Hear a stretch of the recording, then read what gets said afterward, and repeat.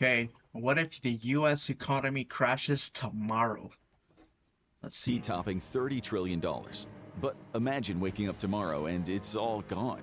The stock Oh, market has bro. collapsed. Your That savings would have actually be the end of the fucking world, bro. China and India gonna have to oh cap. vanished. Panic grips the street as uncertainty spreads faster than any virus. Would it be chaos in the cities? Would the government step in? And could society hold itself together? Fuck no, the That's what government's we'll not be doing looking at in anything. today's episode of the Infographic Show. What if the US economy crashes tomorrow? Day 1. All across the United States, a new day Whoa, begins. Economy typo. crashes What if the US typo. I've never seen a typo in this kind of video. tomorrow. Day 1. All across the United States, a new day begins. It seems at first just like any other day, especially to the millions of Americans following their usual routines, heading to work and getting on with their lives. But this is a day like no other. This is the day the US economy falls apart. Of course, an event like this doesn't just happen overnight or out of nowhere. There will have been warning signs leading up to this point. Leading economic experts, for example, have been predicting a recession or a collapse for weeks or months. Okay, if the economy crashes, what am I gonna do? Let me think. Okay, I'm a broke university student.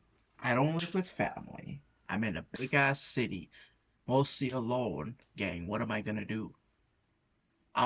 Shit, bro. What are you even gonna do? Robbing people? Yeah, but you're probably gonna die because people are gonna probably end up. There's gonna be a lot of killing, yo. I'm going to stores and I'm taking every canned thing, everything, all of it, all the drinks, all the cans. I'm loading up on not cocaine, Coca-Cola. Yeah, there's gonna be. Well, I don't. Will there still be electricity? No, but if the economy crashes, that means everything to do with money, importing goods, exporting goods, all that shit will be cooked. So, I News don't even know what headlines I'd have been do. dominated with the talk of Everyone's economic gonna lose their downfall, shit. the decreasing value of the US dollar raising fears around the globe. There's been the steady Because increases in the US dollar is like the safe haven of the world. If the US dollar crashes, basically everything else in the world is gonna crash with it. living costs, with many goods and services costing more and more. Those rising costs are synonymous with inflation, and when inflation moves too fast and it isn't matched by relative increases in salaries, the risk of recession rises. Why? Well, because when prices of almost everything go up, the value of money essentially declines. In the recession of 2008, for example, household wealth It's across the Canada US right now. plummeted by an astonishing $11 trillion. House Wow. prices also fell by up to 20% across the country, and people lost value on possibly their most important asset. When situations like that arise, average people aren't able to afford even the simplest goods and services they need to survive, like groceries and energy bills. That means less money poured into the economy, which weakens it further. Other factors will have played their part in the collapse also. Rising rates of unemployment and slow growth in the economy, possibly due to a lack of investment or a lack of confidence Bro, from that's America's kind of, allies bro, and what's trading kind of happening right now, bro. That's literally the definition of everything that's will keep going on right now, bro. Like, everything is kind of in a whirlwind right now. partners around the world. Everything is in the When you get air. all three of these factors combined, slow growth, high unemployment, and inflation, it leads to a phenomenon called stagflation. It's a really Stagflation. difficult challenge to deal with, as the usual methods to resolve it, like increasing interest rates, often make life even harder for everyday Americans with even more unemployment. And that's exactly what happened here. The US economy sits in a troubling state of stagflation, and it's not going to get better anytime soon.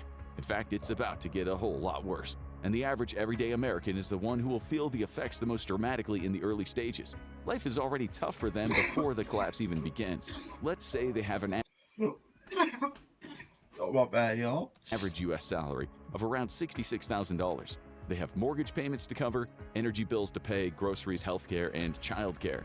It all adds up, and prices have been getting higher and higher in the recent weeks, but it's been a long time since they received any sort of big raise at work. So life is getting harder and harder for them. Every purchase feels bigger, taking more and more out of their bank account and leaving them with less money at the end of each month. They might have had hobbies or interests, or they like to travel in the past, but now they find that they're having to focus more on covering the costs of the essentials, leaving less space for more fun and interesting expenses. Sadly, their life is about to get significantly harder once the full effects of the collapse kick in. Just as in the 2008 recession and others throughout history, household wealth values are set to drop dramatically, alongside the values of important assets like property. Between Bro, if the 2007 and 2011, economy does drop, what can you? Cause yeah, everybody's gonna fucking go nuts. Cause most people, their biggest safe haven, if they're investing in things, is real estate. And if real estate crashes with the US dollar, then there's no safe haven to have your money in. Like the one thing I would think to have your money in would be like indices, like gold, silver, but that's so hard to keep, right?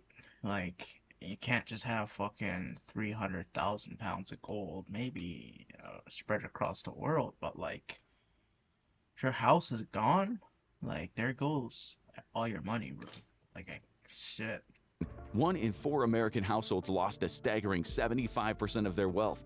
And this Holy crisis is set to be shit. far, far worse. Meanwhile, business owners and financial experts eye the 75% stock of market, wealth? anticipating the impending chaos. The stock market is generally seen as a great indicator of the state of the economy, and when it's doing well, that means that companies are generally Yeah, prospering. 70% of their wealth is fucked. 70% of your wealth? So you make your wealth is $100,000, 70% of that is gone. 70K is gone. You're now down to $30,000. Wow. Investment funds are flowing in and the economy is strong. But when the stocks start to collapse, investors cash out and the Yes, values of dead companies ass. decline, all signs of an economy on its Yes. knees. And it doesn't necessarily take a gigantic shift to turn the tides of the stock market. A political event, a presidential election, the bankruptcy of a major company, any and all of these can encourage people to quickly sell off their stocks, and that often leads to a snowball effect. More and more people start selling, stock values decline, and panic sets in.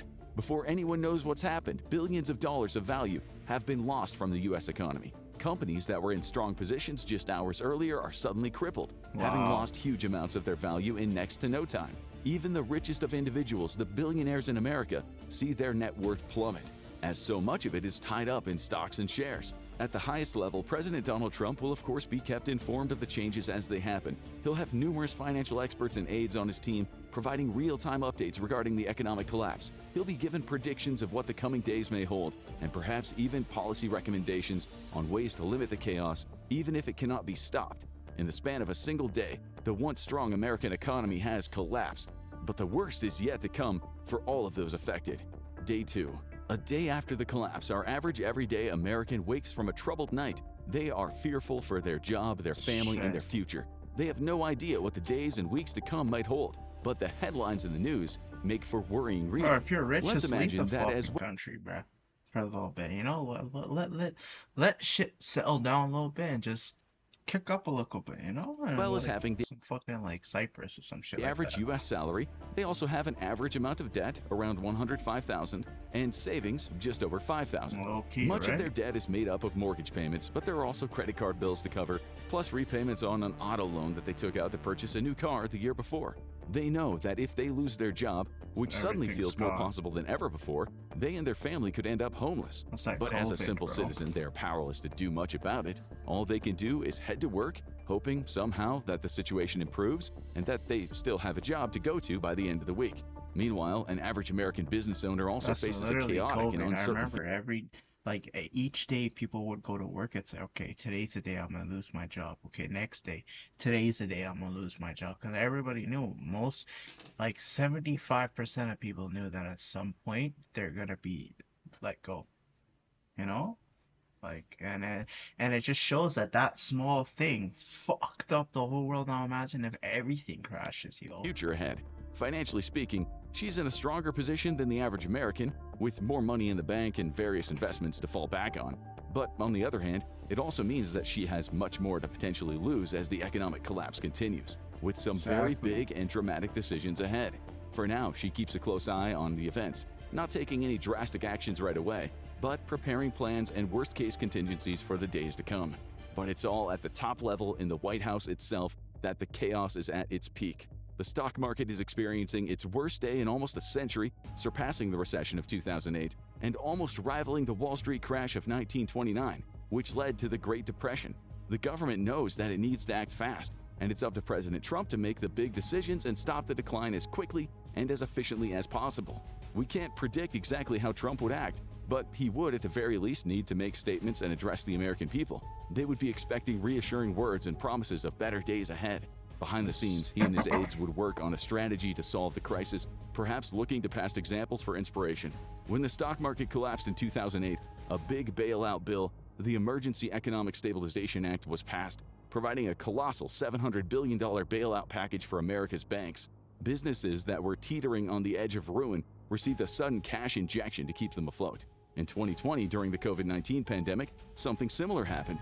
The government handed out financial aid to businesses that were forced to shut their doors and cease operations. Even everyday Americans who were unable to work received financial support. In this situation, President Trump could attempt something similar. A big bailout bill might be enough to get the economy back on its feet. But it's not that easy. The 2008 bill faced a lot of resistance at the time. It was rejected by Congress at the first attempt and had to be revised before it finally passed. Trump could try to force through a similar bill, but he'd have to obtain bipartisan support, which could prove almost impossible. People on both sides of the political spectrum might vote against the bill. Representatives on the far right, for example, could argue that it's an unfair expenditure of taxpayer money. Meanwhile, those on the far left might demand changes to the bill to better support smaller businesses and Okay, yo, if the market crashes and somebody wants to pass a bill to help kind of stabilize the economy back up, why would you want to be against that? Maybe there's more to it that I don't understand. But like, if there's a big chunk of money that will at least stabilize everybody for a little bit, why not use it, right? But who am I to say, bro? I'm not no politician. Individuals, not just the big banks and enterprises. Alternatively, Trump could take a different tactic. In recent times, tariffs have been one of the most used weapons in his arsenal. He could turn to them again, increasing tariffs on various countries around the world. The hope would be to strong-arm them into negotiating more favorable trade deals with the U.S. to restore investor confidence in the economy. Again, however, this method is easier said than done. Leaders around the world may react in various ways to tariff increases. Some may acquiesce and agree to Trump's terms. Others might retaliate aggressively. They could impose their own tariffs on American goods and weaken the U.S. economy even further. In a bid to fix the economy as dramatically and quickly as possible, Trump might decide on a multi-pronged approach. He could try to force through a bill immediately while also announcing tariff increases across the board in the hopes that at least one of those measures, if not both, could succeed. Unfortunately for him, the bill fails to pass, and other countries will take time to assess and respond to the tariffs. In the meanwhile, confidence in the economy will decline even more, with the stock market slipping into a weaker and weaker state. Day 3. By now, it's clear that this situation is going to get worse before it gets better. The average American discusses the situation with friends, neighbors, and colleagues. They hear worrying stories about supply chains starting to grind to a halt and stores running out of goods. So similar to during the COVID-19 pandemic, when people rushed out en masse and stocked up on items like canned food and toilet paper, our average American heads to the city using the money that Let me stock up on toilet paper, bro. If the world is fucking ending, toilet paper should be your last thing of thought. they had to buy supplies. Of course, they're not the only ones who had that same idea. The stores are jam-packed with people, feverishly filling shopping carts and bags with whatever they could get their hands on. We haven't yet reached the stage of looting or riots, but people are clearly on edge, and stores are struggling to cope with the crowds. It's clear that this situation is bubbling up with a breaking point not far away. As the stock market loses more than 10% of its value, the business owners' worries deepen. They rely on a strong, stable economy and high spending power to sell their services. With people feeling the financial strain more than ever, the owner knows that her sales are about to drop dramatically. Revenue will plummet, and she won't have enough money to cover the necessary costs to maintain her business in its current state. Something has to change. Having looked at her budget as well as expected income and expenses for the months ahead, she reluctantly prepares plans to lay off a few of her lower-level workers. She calls an urgent meeting with key stakeholders, board members, and managers, informing them of the situation. She explains that if the current crisis continues or worsens as it's likely to do, the business cannot survive in its current state. It simply will not have the revenue to continue paying so many salaries while also covering other costs. She asked her team leaders to break the news to their teams and start selecting possible candidates for termination. Some workers will have to accept shorter shifts and reduced hours on a temporary basis. Meanwhile, she and her closest advisors get to work on planning other ways to keep the business going, which might include expanding to international markets or scaling down their physical operations and doing more work digitally. In the upper echelons of the US government, President Trump is having an increasingly busy day. With the stock market losing so much value, it's not just Americans fearing for the future of the dollar. Other countries around the world will also be impacted by this economic crash. The US government operates on a deficit, a huge deficit. The country's national debt exceeds $36 trillion already, and a lot of that money is owed to entities in other countries. 36 trillion worth of debt. That's what the US is in. Wow. Wow, bruh. That's a lot of money. I feel like the US makes more than that a year, though. I don't know. Wow. As the dollar declines, the creditors will naturally start to worry that they're not going to get their money back. Some of them might even call in their debts right away, demanding immediate repayment, out of fear that they'll lose their cash forever. At the highest levels, world leaders will be contacting Trump demanding answers. Is the US economy truly collapsing? How bad will the situation get, and what does Trump intend to do about it? Day 4. A new day begins, but this one is different, and the biggest change is clear to see. Right from the start, the stock market has not opened. Historically, the stock market has only ever ceased trading in the wake of major events. Bro, the stock market just decided not to fucking open? What? That's gonna be like going to a fucking Walmart on a Tuesday at like 2 p.m. and it being closed. You're like, yo, something crazy is going on. Like the assassinations of presidents or the outbreak of global conflicts. The 9/11 terror attacks also shut down the markets for 4 trading days, and several halts took place during the COVID-19 pandemic, helping to stem the flow of sell-offs and value drops. It's also technically possible to close the markets when their values drop by certain amounts. To be more precise, the market halts can be initiated at -7%, -13%, and -20%. Shit. And that third threshold has been met, and the markets are closed down. Thanks to that, they won't lose any more money today, as nobody will be able to sell their stocks, but that won't solve the problem. In fact, it may only spread more chaos. Panic continues to spread amongst the population. Grocery stores and gas stations are overflowing with people. Huge lines form outside banks, where people, including our average American, waits to withdraw whatever money they might have, fearful of an imminent bank collapse and the possible loss of their life savings. The demand outweighs the supply. Grocery stores have to turn people away as they run out of stock, and even the Wow. banks begin to run out of cash on hand. Some even impose strict withdrawal limits to ensure that they can stay open and provide at least some level of support to their many customers. Unfortunately, this has an adverse effect of making people even more fearful. Our everyday American has to take whatever money they can get and stop by local stores to purchase more important supplies. As they wait in long lines, they watch as nerves fray and tempers flare in the crowds around them. The business owner feels the effects too. The supply chain is starting to dry up. Vendors and suppliers around the world are losing confidence in the US. Bills aren't being paid, and debts are rising. And the government's tariffs too have taken a toll, with certain countries outright refusing to ship more materials and supplies to the US. The business owner needs those materials, but delays and disruptions are slowing everything down. With the future looking bleaker than ever, the first layoffs begin. Worker morale inevitably suffers as team members are forced to say goodbye to one another, and many wonder if they'll be the next out the door.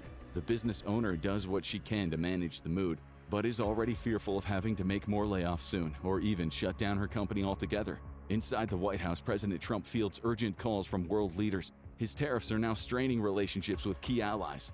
Even longtime partners are pulling back, wary of investing in a collapsing U.S. economy. Behind closed doors, economic advisors scramble to pitch recovery plans, but none of them offer a quick Right, fix. you know what I Every always thought? Like during COVID, you know how a bunch of local businesses and stuff shut down, right? All like thousands of businesses, mainly small businesses shut down during COVID, but yet the big super boys like Walmart and all of them were at like 70% capacity during a fucking global pandemic, bro. 70%. of the store, of like the capacity could be 70% seems like a lot, bro. And why do all the small town stores have to completely shut down? Because they forced a lot of places to shut down. Even gyms at one point were forced to shut down. I remember that. Like, how come your fucking local ass Walmart's open, bro? Like, why can't these stores also be at a certain capacity? You know? It was a money laundering scheme, bro. Option seems to come with more risk, more instability. Meanwhile, public trust is evaporating fast. Protests grow louder. Confidence in the government is cracking. Day 5. At this stage, President Trump would likely have to resort to using executive orders to quell the decline. Politicians from both sides of the divide would still be negotiating over a bailout bill, but the president would have to take more urgent action to improve the situation somehow. As the stock market stays shut, he orders the Federal Reserve to print more money to cover imminent issues. But this has an adverse effect. The value of the dollar drops even more, and what was once a case of inflation rapidly becomes a case of hyperinflation. Fears also rise about the rising levels of U.S. debt. The U.S. always runs a heavy deficit and often borrows more money as and when necessary to cover costs. But that debt has a ceiling, and it's rapidly approaching. If the ceiling is reached, the U.S. will default on its debts and the situation would get much, much worse. Thus, an urgent call to Congress is made in a bid to increase the debt ceiling. Meanwhile, average Americans are feeling the sting of hyperinflation.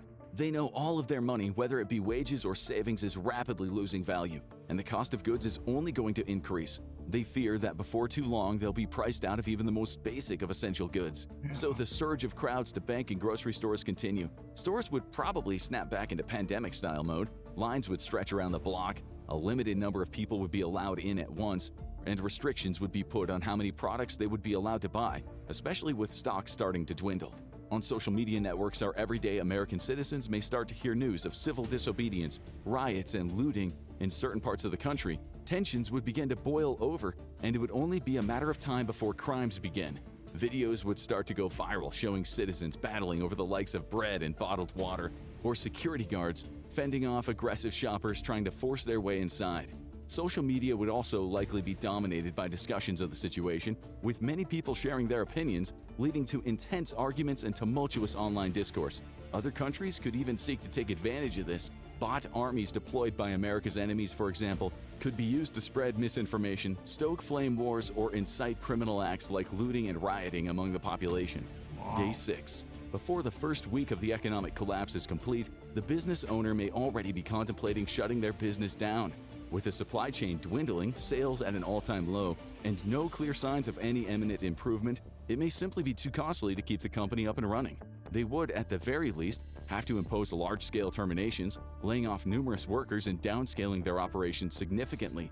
At first, they might have pinned their hopes on a government bailout or a rapid resolution, but by this stage it would be clear that help was not on the way, and no quick-fix miracle was going to make their problems disappear. Any banks or financial institutions the business owes money to may also freeze loans and lines of credit or demand. Yo, what do you think is a company that if they shut down, we're fucked? Like, if if I think like if the fucking main energy provider shut down, like NMAX or like EPCOR and the water service people, clean our water and all that, if they shut down, we're cooked, yo. We're done. We're done, Kroski. We're drinking dirty water and you don't got fucking heat and electricity, bro. Done. That's what I think. Probably. Urgent repayments. This puts the business in an even more financial distress, forcing the owner to act more decisively and dramatically in their downsizing. In the government, President Trump waits to see the outcome of Congress's vote to raise the debt ceiling. The ceiling has been raised a total of 103 times so far in U.S. history, and this 104th increase could save the economy. Should the bill pass, the U.S. will be able to find some more creditors to support them, borrow some more money, and effectively wait out the crisis. But if it fails, the U.S. will default on its debts, dramatically decreasing confidence in the economy and sending global markets into a spiral. You would expect a bill like this to pass, given the stakes. However, politics is an unpredictable game, and What? tensions rise with heated debate on both sides and multiple objections and proposed amendments to the bill. The House of Representatives devolves into a hall of arguments, and even some of those within the would president's reject a party bill disagree like with his that. plan and turn against him. The bill fails. The U.S. will default on some of its debt later that day. The ripples are felt across the globe as foreign investors rapidly sell off their shares of American companies. The value of the dollar drops even lower. President Trump faces a crisis, the likes of which America has not seen in almost a century. He knows that the country's enemies will already be plotting to take advantage of this moment of unprecedented weakness, and his administration faces almost impossible odds and gigantic challenges. Day 7. By the end of the first week, chaos reigns. The average American knows their days at work are almost certainly numbered. They've stocked up on the supplies they can, withdrawn what little savings they have, and are forced to think about drastic measures to keep their family fed and safe. With the U.S. economy seemingly getting worse by the day, essential goods are becoming scarcer and less affordable. Government subsidies and benefits like Social Security are no longer reliable. They could turn to family, friends, or neighbors for support, and some communities across America would indeed band together and help one another through the crisis. But not everyone would be so lucky. Our average American might even need to consider leaving the country behind and starting fresh somewhere else, like That's what Canada I or do, Europe. bro. As they watch the news and the latest viral videos on social media of looters and rioters in the streets, they might see no other option But the to problem flee. is, when would you know when to go? I feel like by the time you know when to leave the country, it's already too late. You know, like it's already too late. Like day 6 of the crash market already crashing, bro. It's too late to leave. I feel like you gotta be an insider, or you gotta be completely tapped in with every single bit of news to know when to leave the country. Yeah, exactly. Everyone's gonna be trying to leave at that point, and it's gonna be damn near impossible to leave. It's like everybody going to the bank to take out their money. It's too late. The We business have owner, no more meanwhile, would be on the anything. brink of shutting down. Their staff is now reduced to a mere skeleton crew, carrying out the necessary operations to keep the company going hour by hour while watching their revenue and resources dwindle. They would have to handle the turmoil of having forced multiple hardworking and loyal employees into unemployment, as well as the imminent end of their business dreams. For President Trump, the situation would worsen. His approval rating at this stage would inevitably be at an all-time low, as the general public naturally blames whoever is in charge. As some of his most loyal and ardent supporters start to turn against him, and with America's power on the global stage waning, he would have to resort to more desperate measures to keep the country alive. That might include contacting allies in Europe or major trade partners in China, trying to assure them that the crisis would pass and that America would be back. Some allies would be understanding, others not so much. China could easily seize U.S. assets or cease shipments, further Literally, weakening the though. American position while strengthening its own. And the president's problems don't end there. With civil disobedience on the streets, That's what I'm reports afraid of of. riots China, and bro. China could just could yeet America, bro. widespread protests, If they're caught Trump some may have shit to like this. roll out police forces or even deploy the National Guard to restore order. Some would oblige, but some Guard members may refuse to participate, not wanting to turn on their fellow Americans who are already suffering so much. And that is just week 1. In the days and weeks that follow, there's no telling how bad the situation might become. Cities could be ablaze with riots, mass brawls could erupt in the streets, protesters could even reach the White House, forcing the president into hiding as he scrambles for any solution to fix the problem. He could even seize the assets of the country's richest people, billionaires like his close ally Elon Musk or Amazon boss Jeff Bezos, if they hadn't already moved their money out of the country by that stage. Meanwhile, at an international level, U.S. assets are also seized. Deals with American businesses are canceled. Many markets stop accepting payments in dollars altogether, and America's biggest enemies profit from the situation, with China eager to take America's place as the world's leading economic force. Thankfully, this was all just a make-believe hypothetical scenario. There are many Bro, I more don't know ways if a U.S. that's too far away, man. economic collapse could play out, with some being far less severe than others, and others being even more chaotic. However, that's not to say that a situation like this couldn't happen. The U.S. economy is in a delicate state right now, with the stock market experiencing some serious fluctuations and a lot of uncertainty. Many analysts and experts have stoked fears of an upcoming recession, so this fantasy scenario might not be so far removed from reality after all. What do you think? How do you imagine a U.S. economic crash playing out, and how likely Literally like that. But that was W video, bro.